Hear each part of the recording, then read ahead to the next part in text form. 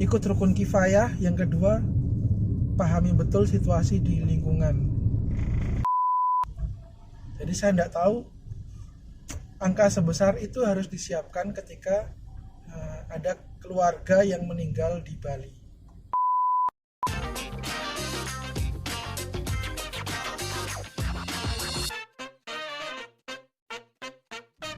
Halo, assalamualaikum warahmatullahi wabarakatuh. Selamat siang. Kebetulan ini udah masuk di tengah hari. Saya sedang dalam perjalanan meluncur ke site tempat saya mengerjakan sesuatu di sana. Selamat bergabung bagi teman-teman yang baru aja bergabung di channel saya di Bayu Bram Ngajak Ngobrol. Kali ini saya akan membahas tentang ilmu yang baru saja saya dapatkan, pengetahuan yang ya mungkin bisa dikatakan sedikit lah, tapi justru dari sedikit itu saya ingin coba untuk berbagi. Siapa tahu nanti teman-teman ada yang mau menambahkan dan mungkin ada yang mau mengkoreksi juga, tidak apa-apa. Silahkan masukkan koreksinya di koreksi maupun tambahannya di kolom komentar tentang rukun kifayah. Apa itu rukun kifayah? Nanti akan saya coba bacakan dari Wikipedia, dan kenapa saya sangat terbantukan oleh rukun kifayah tersebut. Oke, saya mulai dari kita mundur beberapa hari sebelumnya, yaitu tepat pada tanggal 5 Juni 2021 ayah saya meninggal di rumah sakit umum Tabanan, karena memang sudah ada sakit sebelumnya. Jadi ayah saya meninggal kalau menurut diagnosa adalah penurunan fungsi ginjal. Beliau meninggal tanggal 5 Juni 2021 sore hari di ruang IGD. Karena waktu saya bawa bapak ke IGD itu beliau masih ada dan kemudian meninggal di sana. Namun sebelumnya dulu tahun lalu waktu bapak saya belum saya ajak ke sini, saya kan sempat berinteraksi dengan beberapa teman muslim. Ketika mereka mengetahui bahwa saya tinggal di Pulau Bali, mereka menyarankan untuk Mas ikut rukun kifayah. Masnya tinggal di mana? Misalnya tinggal di kampung A gitu. Coba cari di sekitar situ, mungkin ada pengurus muslim yang membantu mengkoordinir teman-teman muslim di sekitar situ, dan ikut iuran rukun kifayah di situ gitu. Untuk apa rukun kifayah? Waktu itu beliau menjelaskan bahwa tujuannya ya kita untuk precaution, ya, jaga-jaga kalau seandainya terjadi sesuatu terhadap kita atau keluarga kita, apalagi sampai meninggal, ada yang membantu mengurus jenazahnya. Intinya gitu sih. Jadi kita iuran, ada yang iuran 10 ribuan per bulan, ada yang iuran 20 ribuan, 25 ribuan. Pokoknya tergantung bagaimana pengurus kifayahnya itu mengatur iurannya seperti apa.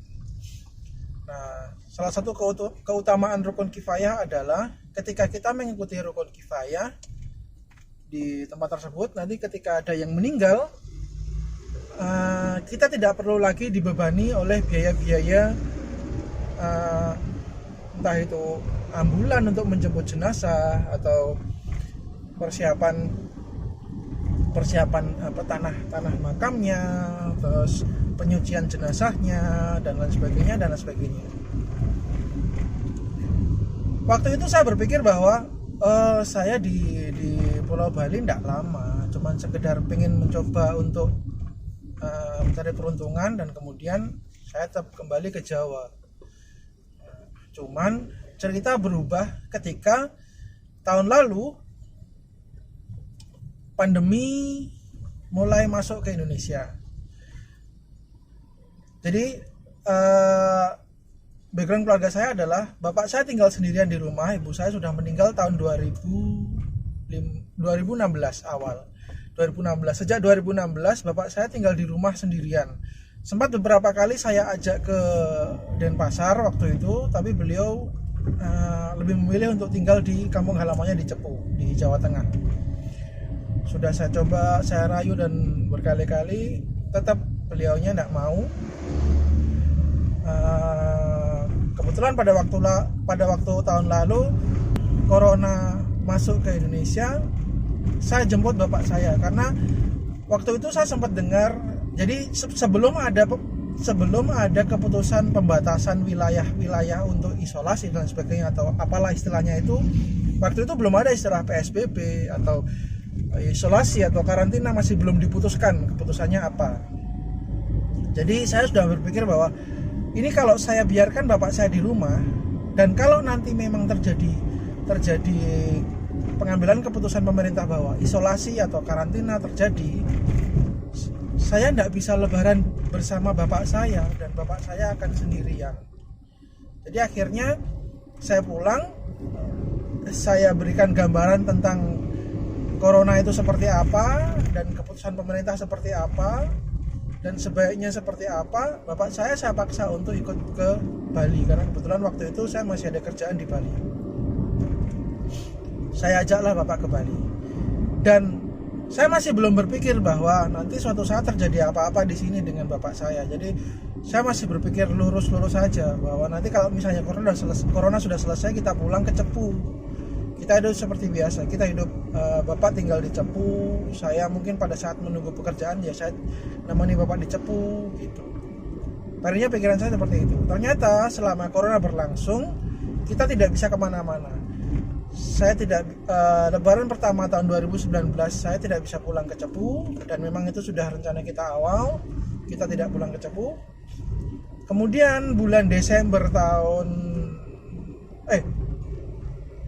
bulan lebaran tahun 2020 kita nggak pulang ya. Terus kemudian bulan Desember tahun 2020 tadinya kita punya rencana untuk pulang ke Cepu, karena corona sudah mulai, maksudnya bayangan untuk pulang itu kita tahu lah, harus ngurus apa gitu, harus mungkin entah rapid test atau swab dan sebagainya, kita tahu prosedurnya lah, dibanding dengan waktu sebelum lebaran. Dengan adanya isolasi, kita sama sekali tidak bisa menembus isolasi, nyebrang dan sebagainya tidak bisa. Desember kita rencanakan untuk pulang, ternyata tidak bisa karena bapak saya masuk rumah sakit. Setelah dicek sama pihak rumah sakit, ternyata bapak saya ada kemungkinan terkena infeksi saluran kencing, karena bapak dalam tahun 2020 ini sangat kurang minum air putih. Tapi waktu Desember tersebut bisa rawat jalan di rumah dengan dibantu dengan obat, dan kemudian kita juga ngingetin untuk terus-terusan minum air putih. Kemudian lebaran tahun 2021, menjelang lebaran lah, pada saat masuk bulan Ramadan itu bapak saya kondisinya sudah mulai melemah. Aktivitasnya cuman ada di kasur, di kamar, bahkan sempat minta ke kamar mandi pun saya coba bawa ke kamar mandi, bapak sudah nggak kuat jalan untuk kamar mandi. Terus puncaknya menjelang 10 hari terakhir Ramadan itu bapak sudah mulai saya seperti tidak bisa melihat gambaran kedepannya bapak seperti apa gitu, maksudnya kok semakin memburuk. Kemudian puncaknya bapak mulai mengigau melihat hal yang aneh-aneh. Saya sudah berpikir bahwa ini bapak sudah nggak sanggup lagi nih, jangan-jangan. Saya bawa ke rumah sakit. Kemudian di rumah sakit beliau dirujuk untuk menginap di rumah sakit, jadi opnam lah istilahnya, opnam di rumah sakit. Ternyata bapak memang susah sekali untuk untuk makan. Jadi sebelum masuk rumah sakit pun bapak bisanya makannya bubur. Ketika makan agak padat pun katanya sih susah menelan, tapi ketika ditanya apakah sakit tenggorokan atau apa dan sebagainya, semuanya enggak. Yang dia rasakan hanya mual. Berarti ada pengaruh sama perutnya mungkin, saya kurang tahu. Dan ketika di rumah sakit pun memang rumah sakit diagnosanya bilang bahwa bapak juga kena asam lambung. Waktu itu belum keluar keputusan bahwa bapak kena ginjal, belum. Jadi asam lambung yang terlalu berlebih akhirnya membuat bapak mual dan tidak bisa dimasuki makanan. Oke, singkat cerita, 12 hari bapak di rumah sakit, sudah mulai bisa makan, diizinkan pulang. Hanya saja waktu di rumah bapak tetap susah untuk makan bubur, masih harus dipaksa dan kadang juga ditangkis sendoknya karena alasannya adalah mual. Saya tidak bisa nelan dan kayak gitu. Karena apa? Apakah karena tenggorokannya sakit? Enggak. Tapi saya kayak enggak kepengen makan, bapak bilang gitu. Saya enggak kepengen makan, enggak selera makan gitu. Kemudian saya tanya, bapak pengen apa? Bapak pengennya nasi. Dia bilangnya nasi garingan wae. Maksudnya nasi garingan itu nasi yang tanpa kuah. Yang seperti apa? Misalnya dia bilang sate, aku pengen sate. Oke, saya coba sebelum saya pergi belikan sate, saya coba untuk memberikan nasi dengan ayam dengan sedikit kuah. Pokoknya biar nggak terlalu kaget kalau misalnya langsung dikasih padat gitu. Tetap nggak bisa ngunyah, nggak bisa nelan. Jadi tetap kembali ke bubur. Kemudian puncaknya waktu hari Sabtu itu pagi bapak disuapi sudah muntah, sudah nggak bisa kemasukan sama sekali. Kita bersihkan, kita kasih minum, kita kasih obat. Terus kemudian siangnya juga saya coba suapi lagi, bapak muntah. Terus kemudian karena badannya kaosnya di sini penuh dengan muntahnya pun muntah enggak ada isinya, maksudnya kayak cuman lendir-lendir aja. Kemudian saya coba mau ganti bajunya, tapi pada saat saya mau ganti bajunya kok bapak sudah kayak enggak ada respon. Biasanya ketika saya mendekati kasur itu bapak ngerasa sakit kakinya karena ada luka kan, sebenarnya kakinya bapak ada luka. Aduh gitu, biasanya gitu. Cuman kok kali ini kok sama sekali no respon, cuman napasnya masih ada. Mulai saya bingung. Terus saya coba tanya sama tetangga saya menyarankan diajak ke IGD aja mas. Kemudian saya bawa ke IGD.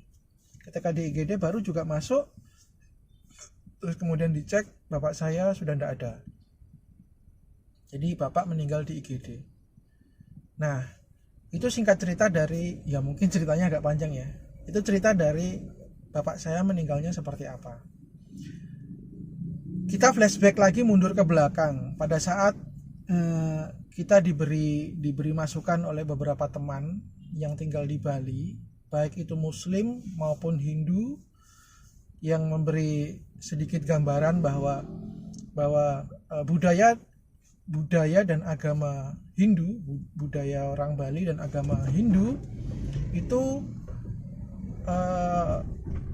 kalau bisa jangan ada orang yang meninggal di dalam rumah, karena bagi mereka kematian itu adalah sesuatu hal yang buruk. Lalu teman-teman yang Hindu sedikit memberi gambaran ke saya bahwa ketika ada anggota keluarga yang meninggal di dalam rumah, apalagi rumah itu miliknya orang Hindu. Jadi kan kebetulan saya tinggal di Bali itu saya ngontrak, pemiliknya adalah orang Hindu. Jadi kalau seandainya ada anggota keluarga yang meninggal di rumah, apalagi rumahnya orang Hindu, itu hal yang harus dilakukan oleh pemilik rumah adalah melakukan upacara mecaru. Nah, upacara mecaru itu upacara yang seperti apa? Jadi nanti akan saya tampilkan, saya bacakan sedikit tentang mecaru. Saya baca dari Wikipedia. Mungkin dengan segala keterbatasan ilmu saya mohon maaf kalau misalnya ada yang perlu dikoreksi. Silakan koreksinya di komen. Jadi mecaru ini tujuannya adalah untuk mensucikan, karena rumah tersebut ada yang meninggal di dalamnya. Jadi disucikan supaya kedepannya hal yang tidak baik tersebut, hal buruk tersebut. Jadi kan kematian kan adalah hal yang buruk. Hal buruk tersebut tidak terjadi lagi di kedepannya. Jadi istilahnya rumah tersebut disucikan. Waktu itu saya sempat tanya ke tetangga depan rumah yang kebetulan juga orang Hindu. Dia baik sekali sama kita. Kita kan juga sudah pasrah nih, maksudnya ini sebelum waktu bapak saya masih ada dan dalam kondisi yang kita masih belum tahu ke depannya. Itu kita sempat curhat sama tetangga depan, kalau seandainya bapak ternyata tidak ada di rumah, meninggalnya di rumah, itu nanti kita mencarunya seperti apa. Pokoknya saya sebagai si penyewa rumah, saya harus mencarunya seperti apa. Tetangga depan ini bukan pemilik rumah ya, tapi beliau membantu nanti kalau seandainya terjadi apa-apa mereka. Konon katanya upacara mecaru itu biayanya besar, biayanya itu 8 juta hingga 15 juta tergantung dari bentuk upacaranya yang nanti akan diselenggarakan si pemilik rumah seperti apa. Jadi dengan dengar angka yang sebesar itu kita sempat shock. Apakah kita memang harus ikut mengeluarkan uang sebesar itu untuk si pemilik rumah supaya bisa mecaru rumahnya? Terus kemudian si tetangga depan memberi gambaran, nanti kita bisa kan Pak Bayu kan pendatang, jadi tidak harus pakai mecaru yang besar. Jadi cukup melaksanakan mecaru yang seadanya. Maunya bukan saya yang melaksanakan upacara tersebut, tapi dibantu oleh mereka yang beragama Hindu untuk mengupacarai mecaru dengan sederhana, dengan biaya yang mungkin 1 sampai 1,5 juta bisa gitu. Oh, berarti kalau seandainya terjadi hal terburuk pun bapak tidak ada di rumah, bapak meninggal di rumah, kalau saya harus mecaru, mungkin saya harus mengeluarkan 1 juta sampai 1,5 juta di situ. Nah, ternyata itu belum selesai. Jadi bayangan saya, ketika bapak saya meninggal di rumah, berarti saya harus siapkan dana untuk memakamkan bapak dan kemudian untuk mencaru rumah tersebut. Nah, kemudian saya dibantu oleh teman saya yang muslim juga, yang waktu tahun 2020 awal itu sudah sempat ngasih tahu bahwa ikut kifayah mas, ikut kifayah.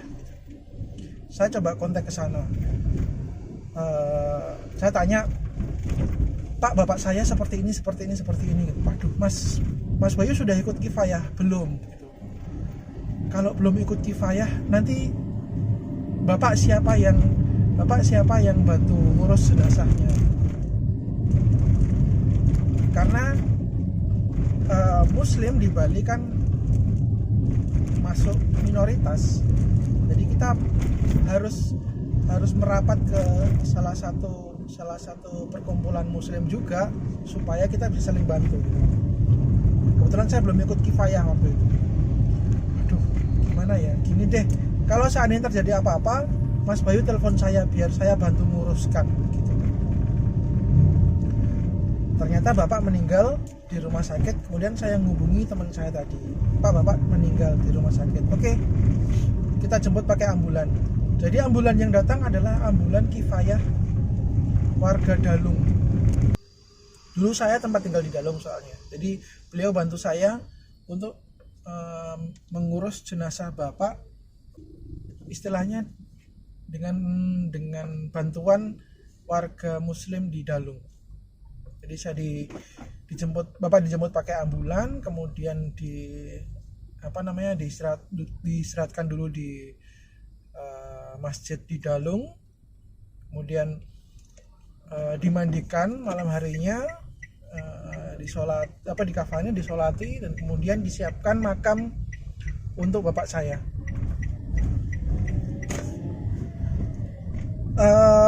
Proses itu sangat cepat, dan saya sangat berterima kasih kepada beliau. Bisa saya sebutkan saja, beliau namanya Pak Sobur Wahyu Hidayat. Ternyata beliau adalah koordinator Yayasan Al-Baka di Dalung. Dan Yayasan Al-Baka ini kebetulan saya dulu sempat diajak beliau untuk mendesain, istilahnya apa ya, merenovasi lah tanah untuk dijadikan makam Muslim. Jadi tahun lalu saya sudah sempat survei di sana. Bahkan saya masih belum tahu bahwa ternyata bapak saya akan dimakamkan di tempat tersebut. Nah, karena keterlibatan saya di situ, saya dipermudah nih. Jadi semua orang yang ada di sana yang sempat mengurus jenazah bapak saya, termasuk para pengurus yayasan tersebut, dikenalkan oleh Pak Subur bahwa ini Mas Bayu ini dulu yang sempat ikut menggambar makam Muslim Al-Baka. Dulu namanya Al-Khairat, terus kemudian berubah jadi nama Al-Baka. Jadi saya dimudahkan di situ. Semua diproses, dibantu oleh Pak Subur. Kemudian setelah selesai, saya tinggal mengurus administrasinya, dan administrasinya tidak sebesar yang biasanya digaungkan oleh orang-orang yang tidak ikut kifayah itu. Jadi kalau seandainya saya tidak ada yang nolong waktu itu, dan saya juga tidak ikut kifayah, saya tidak tahu saya harus mengeluarkan kocek berapa banyak. Belum lagi nanti kalau seandainya harus mengurus upacara mencaru. Oke, beberapa hari setelah pemakaman, kan otomatis kan saya juga harus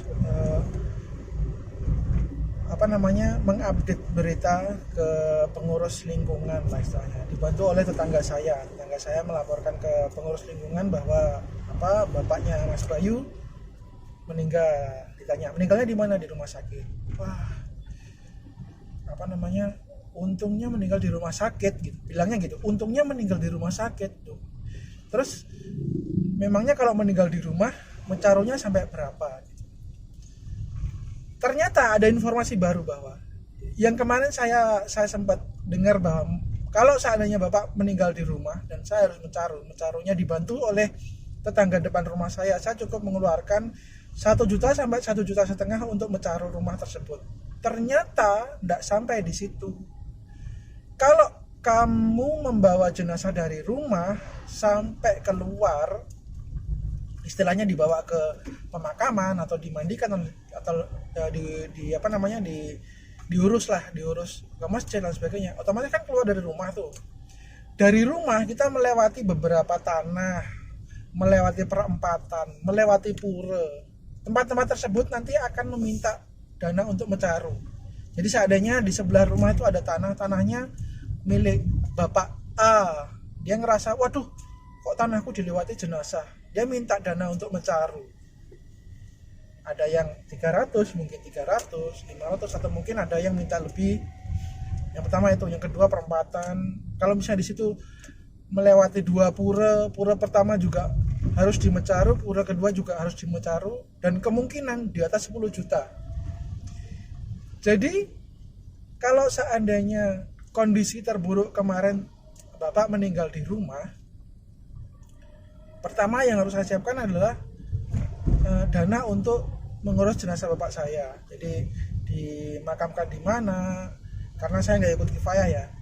Yang kedua, saya harus mencaru yang mungkin juga bisa mencapai 15 juta tadi.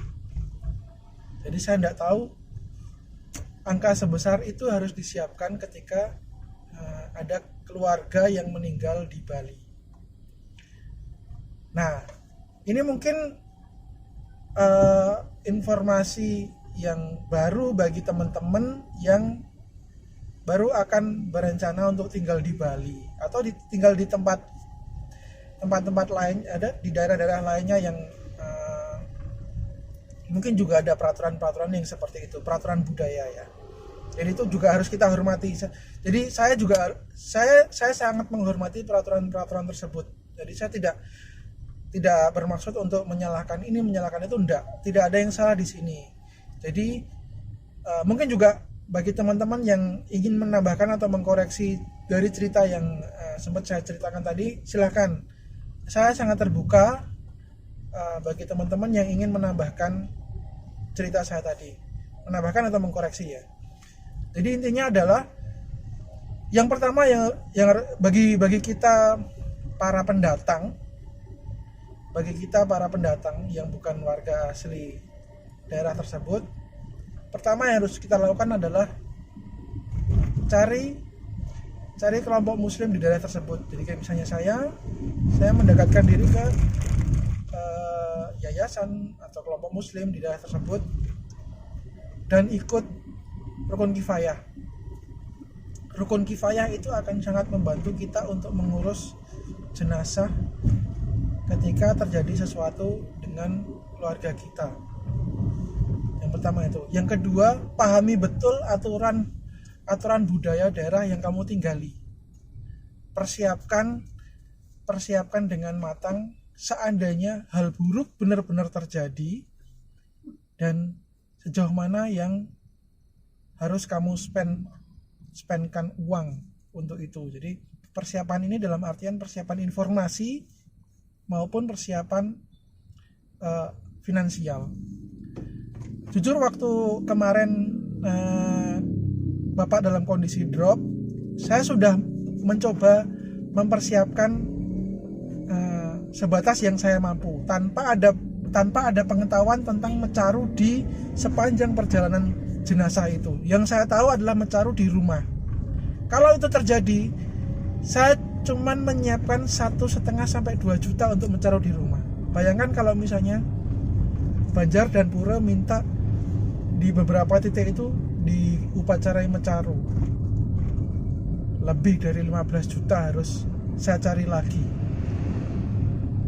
Jadi itu, ikut rukun kifayah. Yang kedua, pahami betul situasi di lingkungan. Ini adalah hal yang baru bagi kami, saya dan istri saya dan beberapa keluarga yang di Jawa saya kasih cerita seperti ini. Ini adalah hal yang baru dan mungkin informasi ini juga berguna bagi teman-teman yang lain. Dan sebelum saya tutup video ini, saya ucapkan terima kasih sebesar-besarnya atas dukungan tak terhingga dari teman-teman yang tak henti-hentinya mensupport secara moral, mensupport secara finansial proses pemakaman bapak saya. Saya sangat menghargai apa yang sudah teman-teman berikan pada kami, apa yang sudah kerabat dan saudara berikan pada kami. Mungkin Allah yang mampu membalas semua itu, dan alhamdulillahnya pemakaman bapak berjalan sangat lancar. Itu saja sudah cukup bagi saya. Jadi saya tutup sekali lagi. Terima kasih buat yang sudah melihat video ini. Semoga informasi ini bermanfaat. Oke. Wabillahi taufiq wal hidayah. Assalamualaikum warahmatullahi wabarakatuh. Ketemu lagi di video selanjutnya di Bayu Bram Ngajak Ngobrol.